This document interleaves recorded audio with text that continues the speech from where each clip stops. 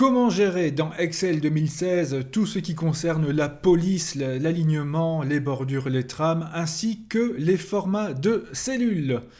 C'est ce que nous allons voir ici tout de suite.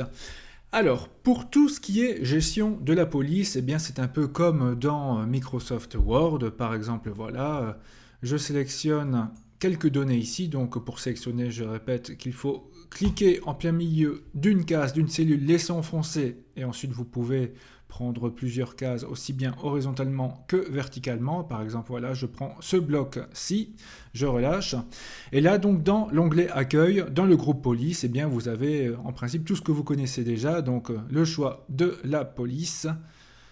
Voilà, ici, donc pour agrandir, réduire, gras, italique, souligné, souligné ou double soulignement, pourquoi pas. Nous n'avons pas plus de choix que cela par défaut dans Excel.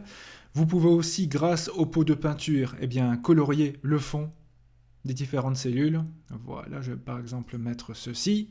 La couleur de la police aussi. Donc voilà, par exemple, du rouge. Donc vous voyez que c'est assez simple. Là où ça diffère déjà un peu de Microsoft Word, eh bien, c'est le groupe alignement. Ici, vous voyez que, je vais le faire exprès, mes cases ont été agrandies en hauteur, et donc, par défaut, ici, le texte se trouve en bas à gauche de ces différentes cases. Pour les nombres, c'est en bas à droite. Alors, je vais par exemple sélectionner ceci, et je désire que ce texte-là soit aussi bien centré horizontalement que verticalement. Alors, dans l'alignement ici, nous avons 6 boutons.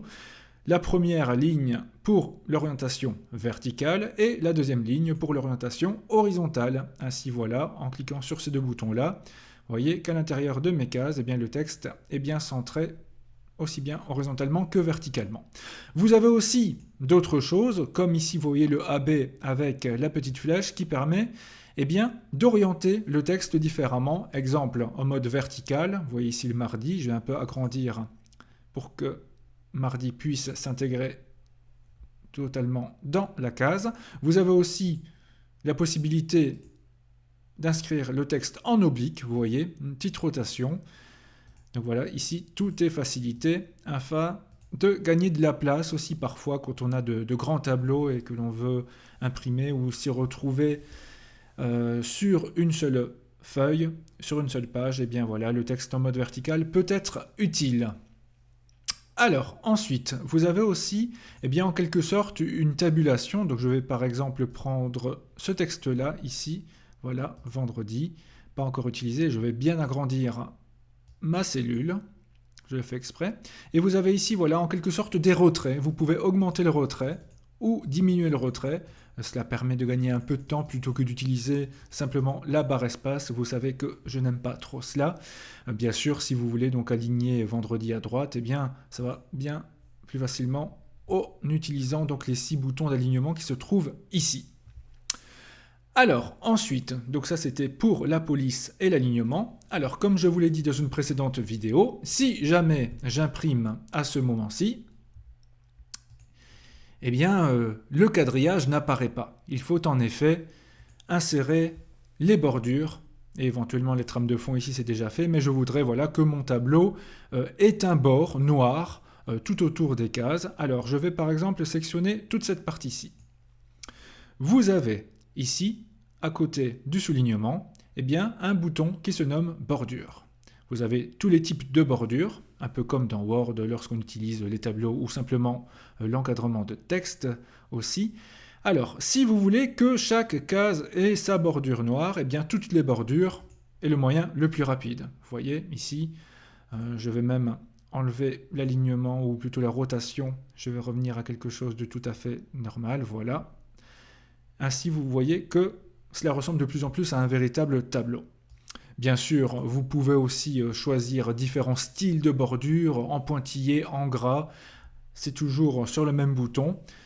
Soit vous avez quelques choix ici, comme par exemple bordure extérieure épaisse, qui permet d'ajouter une bordure plus épaisse tout autour du tableau. Vous voyez, c'est tout simple, ça va vite. Ou alors, si vous voulez d'autres fantaisies, alors le mieux est d'aller dans autre bordure, après avoir bien sélectionné, évidemment. Et là, par exemple, voilà, j'aimerais des petits traits pointillés. Donc je clique ici, d'une autre couleur, par exemple en bleu. Et je voudrais les placer ici de manière verticale à l'intérieur de mon tableau. Alors dans ce cas-ci, je clique voilà, directement sur le schéma ou sur le petit bouton qui se trouve là. Pourquoi pas aussi intérieur. Alors il prendra tout ce qui est à l'intérieur, mais ici j'ai seulement choisi les traits verticaux. Je clique sur OK et voilà ce que ça donne, même si ce n'est pas très joli, je vous l'accorde. Vous voyez que c'est efficace et assez simple à utiliser. Donc ça c'est pour les bordures, pour les trames de fond. On l'a déjà vu ici. Cela permet de changer la couleur. C'est le pot de peinture. Voilà, voilà. Alors, dans l'introduction de ces différentes vidéos, j'avais fait un petit saut vers les formats de cellules. On va voir ici d'autres options, d'autres possibilités. Alors, les formats de cellules dans Excel, c'est quelque chose que vous risquez d'utiliser assez souvent. Vous voyez ici que j'ai des données de différents types, du texte, des nombres, des dates, ici du monétaire, des prix. Alors en général, quand vous tapez du texte ou de simples nombres ou des dates, Excel les reconnaît plus ou moins bien. Parfois, ce n'est pas le cas. Alors on verra un peu comment corriger cela. Alors, je vais commencer par cliquer voilà, ici sur cette colonne-ci qui contient donc de simples nombres. Okay, donc vous voyez ici que dans Accueil, dans le groupe Nombre, je suis dans Standard. Voilà, donc ici, aucun format particulier. Donc là, Excel ne prend pas de risque. Vous pouvez aller par exemple dans Nombre. Et là, vous voyez que par défaut, il rajoute 2 décimales. Bon, pourquoi pas, si c'est vraiment ce que vous voulez. C'est tout à fait possible de passer par là. Vous avez aussi monétaire, comptabilité, des dates, des heures, des pourcentages. Alors ici, je vais annuler. Et je vais par exemple transformer ces différents nombres en pourcentage. Et là, vous allez voir un peu ce que ça va faire.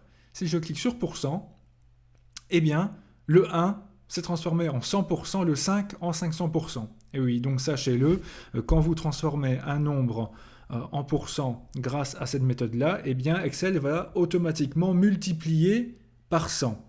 Donc en clair, si votre but était de mettre au départ 59%, au lieu d'avoir 1, on aurait mis donc 0,59. Alors je vais bien mettre la virgule, pas de bêtises, voilà, 59. Je demande de transformer cela en pourcent, il y a un petit raccourci ici, et là, donc vous voyez que ça devient 59%. D'accord ? Donc ça, ce sont un peu les petits raccourcis, mais ce que j'aime, c'est le menu complet. Donc là, par exemple, je vais prendre ceci, voilà, ce menu complet là. Donc, j'ai sélectionné une colonne vide. Pour aller vers le menu complet, soit le petit bouton là, format de nombre, ou alors on clique avec le bouton droit dessus et on va dans format de cellule. Et là, vous avez donc la première partie nombre, donc ici les nombres normaux, monétaires. Donc monétaire, je rappelle, c'est pour que le nombre soit automatiquement transformé comme ici dans la colonne M. Vous pouvez donc choisir la devise, euro, dollar ou autre. Les décimales ou non, donc avec ou sans les centimes par exemple. Alors ici, je vais par exemple choisir la date. Et vous voyez qu'ici, on a mercredi 14 mars 2012.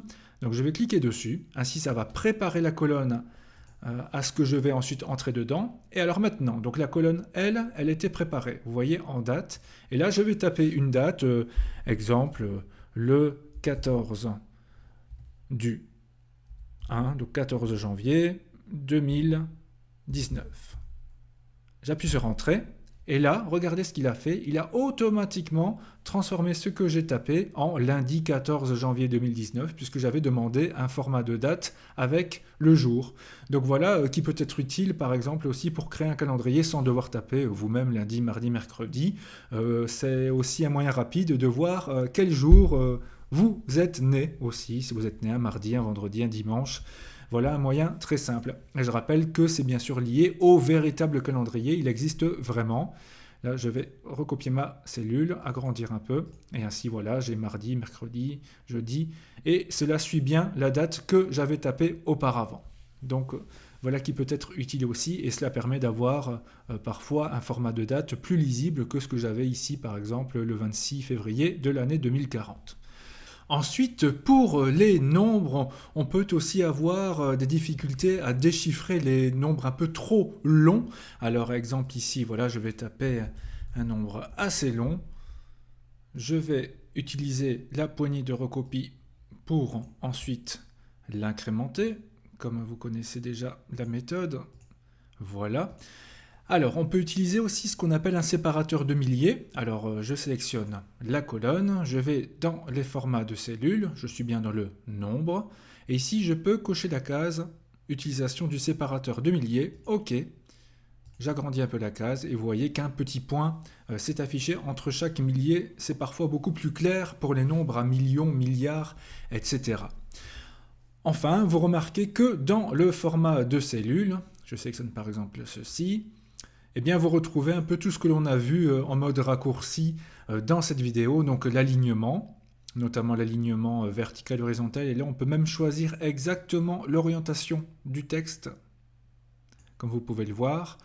Ici, voilà, avec le retrait, la fusion des cellules, tout ce qui est police, un peu comme dans le menu police de Microsoft Word, les bordures, bordure et trame, un peu comme si on était allé là, puis ensuite dans autre bordure, on récupère la même fenêtre.